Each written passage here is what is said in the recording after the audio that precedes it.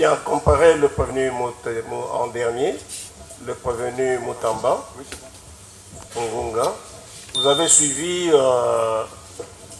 les plaidoiries des avocats, vous avez suivi les réquisitions du ministère public. Vous êtes le dernier à prendre la parole et vous en avez. Est-ce que vous avez ajouté par rapport à ce que les avocats ont dit ou à retrancher? Merci beaucoup, Monsieur le Président. S'il vous plaît, s'il vous plaît, s'il vous plaît, s'il vous plaît. Gardons la même sérénité depuis le début. Ne perturbons pas l'audience par cette présence massive des avocats qui sont derrière vous. Je ne sais pas si c'est seulement pour paraître ou bien c'est pour le dernier mot. D'ailleurs, il pouvait même être seul. Non, le dernier mot. Pour le dernier mot. On assiste. Mais pour le dernier mot. Oui, c'est très important. Bien. Même quand vous êtes assis, vous l'assistez. D'accord. Bien, vous avez la parole. La parole, vous actez que la parole est donnée en dernier lieu au prévenu. Merci beaucoup, Monsieur le Premier Président. Merci également aux distingués et honorables juges. Merci au procureur général près la Cour de cassation pour cette opportunité. Opportunité qui va s'inscrire désormais dans mon histoire politique. De prime abord, étant croyant de naissance, je voudrais commencer par Psaume 34, 19, qui dit ceci: le malheur atteint souvent les justes, et Dieu l'en délivre toujours.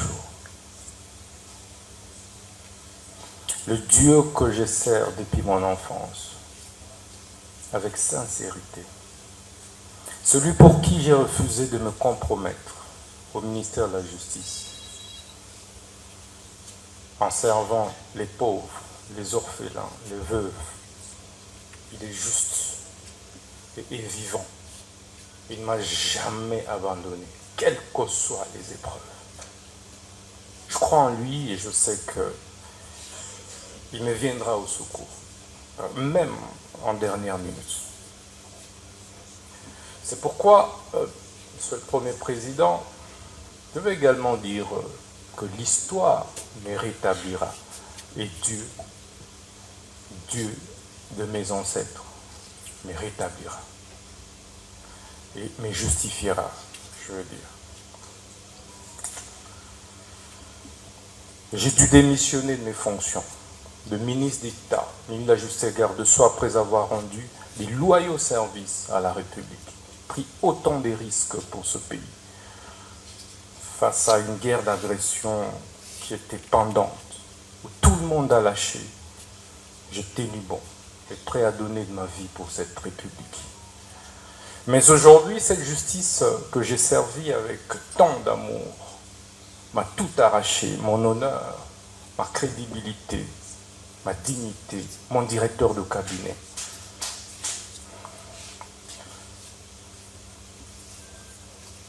Mais il y a un adage, un dicton russe qui dit que ceux dont le destin définit pendu ne se noient pas.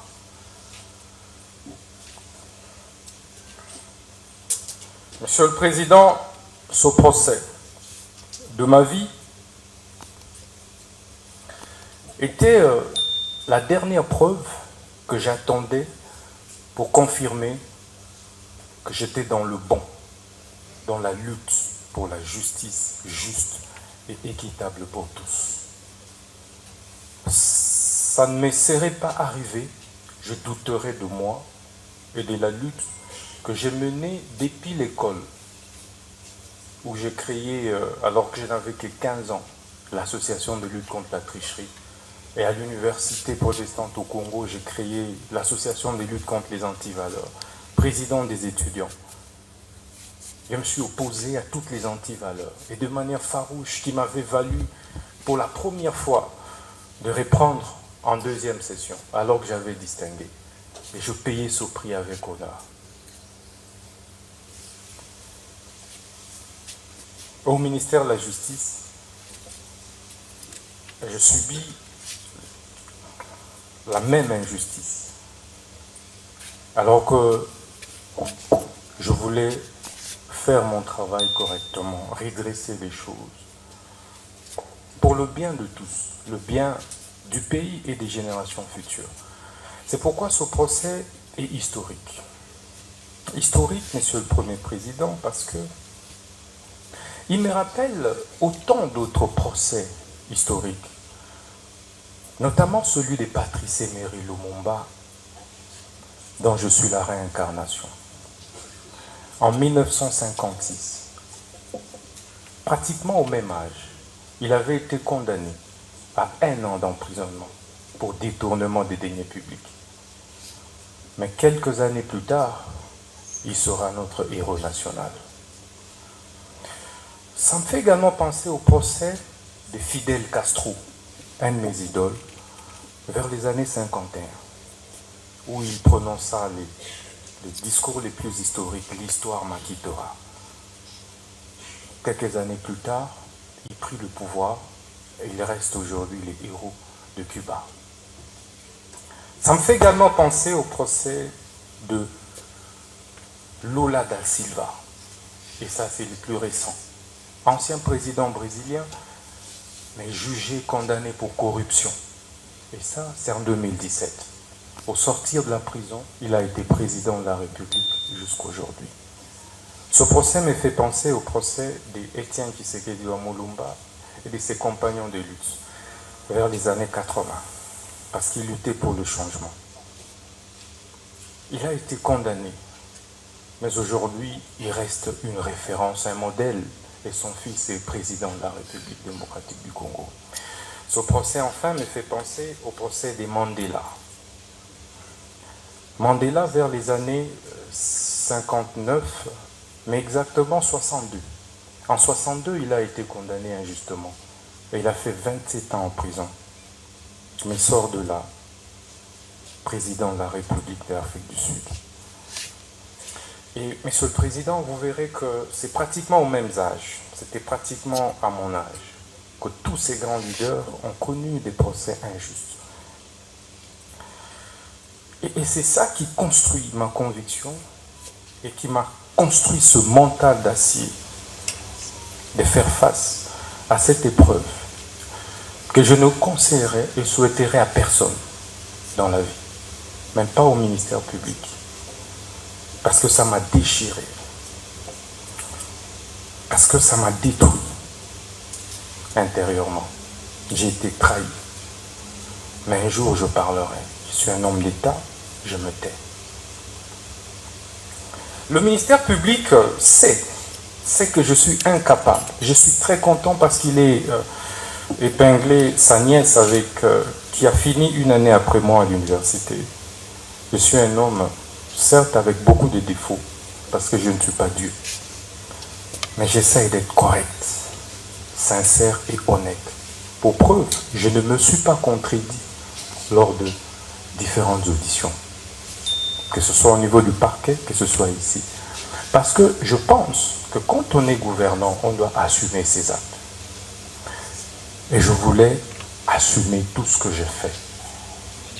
Même si mes collaborateurs ont posé un acte, je suis responsable, j'assume tout en tant que responsable.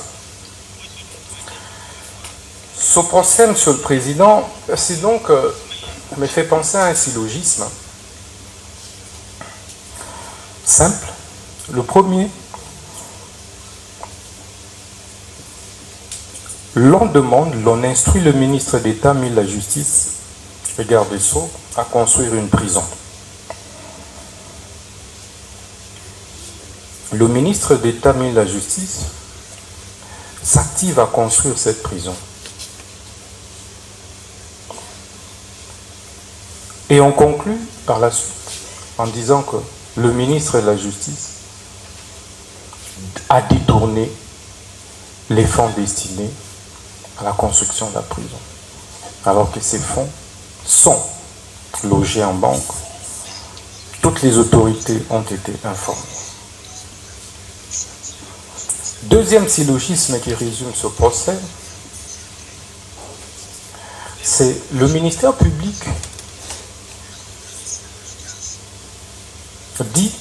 accuse le ministre de la Justice pour détournement des 19 millions qui se trouvent en banque.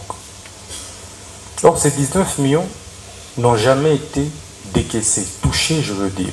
Le ministre de la Justice n'a touché à aucun dollar de ce fonds. Mais dans la conclusion, le ministère public dit que le ministre de la Justice a détourné 19 millions.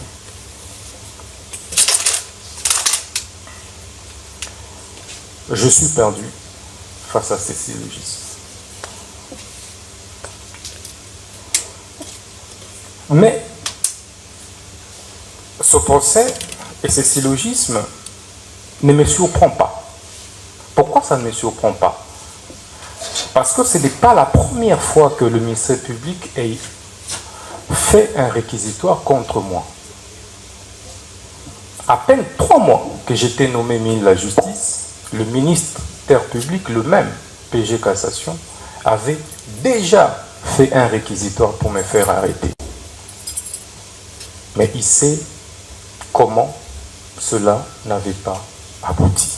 3 mois à peine. Nous sommes au mois de septembre 2024.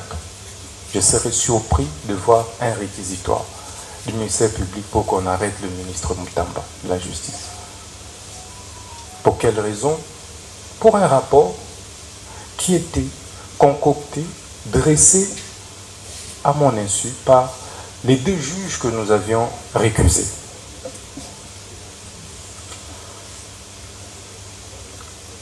Monsieur le Président, vous comprendrez que ça ne me surprend pas. Parce que il y a eu des divergences de fond sur les réformes que nous devrions ensemble engager. Et on ne s'est pas mis d'affaire avec ma petite expérience de la vie politique. On n'est jamais assez fort éternellement pour l'être toujours. Le temps a un pouvoir réparateur.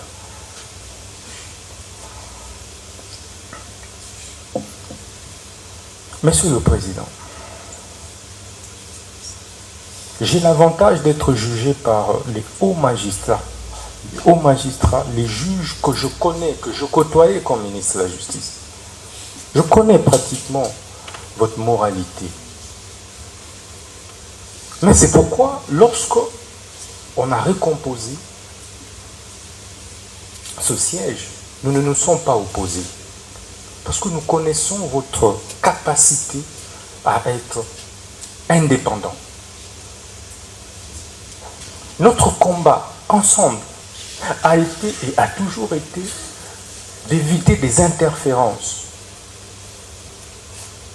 des politiques sur les judiciaires et de la hiérarchie sur les judiciaires. On a organisé des états généraux pour ça. Je suis heureux qu'il y ait des professeurs d'université qui m'ont aussi fréquenté parmi vous. Par la suite, d'affronter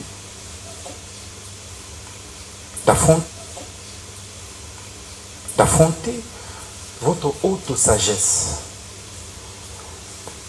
Que vous n'êtes pas obligé, vous n'êtes pas appelé, vous hauts magistrats, la plus haute instance judiciaire de notre pays, à régler nos problèmes de leadership au sein du gouvernement au niveau de la justice.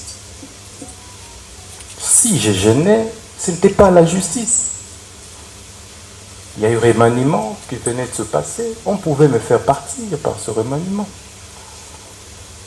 Mais hélas, on a préféré venir par devers vous.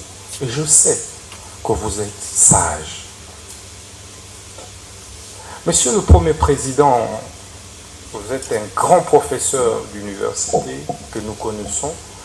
Et c'est même pourquoi vous avez conduit des mains de maître avec sérénité, avec assurance. Vous nous avez donné des assurances d'une justice juste lors du déroulé des débats. C'était calme, apaisé, tout le monde a parlé et je tenais à vous en remercier.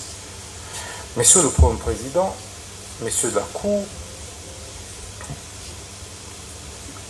vous avez le choix de condamner un innocent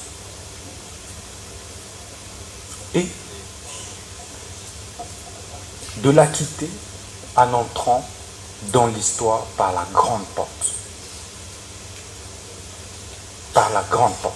L'histoire nous renseigne que vos prédécesseurs, qui n'étaient pas plus brillants que vous, qui n'étaient pas plus intègres que vous, ont dû faire valoir la justice.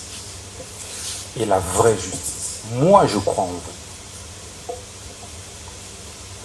Je ne voudrais pas que le réquisitoire du ministère public, qui est malheureusement beaucoup plus personnalisé, nous ne pouvons pas révéler tout ce qui s'est passé dans nos relations entre ministre de la Justice et parquet, toutes les divergences qu'il y a eu, tout ce qui s'est passé. Vous, en tant que neutre indépendant, vous direz le bon droit. C'est par ce mot que je tenais à vous remercier du fond du cœur. Il y a certes eu des tensions que le ministère public a qualifiées de propos discourtois.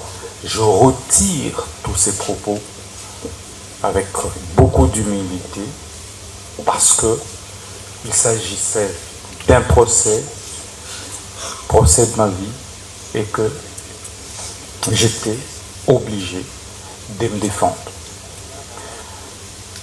Donc, je suis et reste très loyal et fidèle envers les institutions de la République, envers mon pays, que je continuerai à servir, quels que soient les cas de figure. Je vous remercie.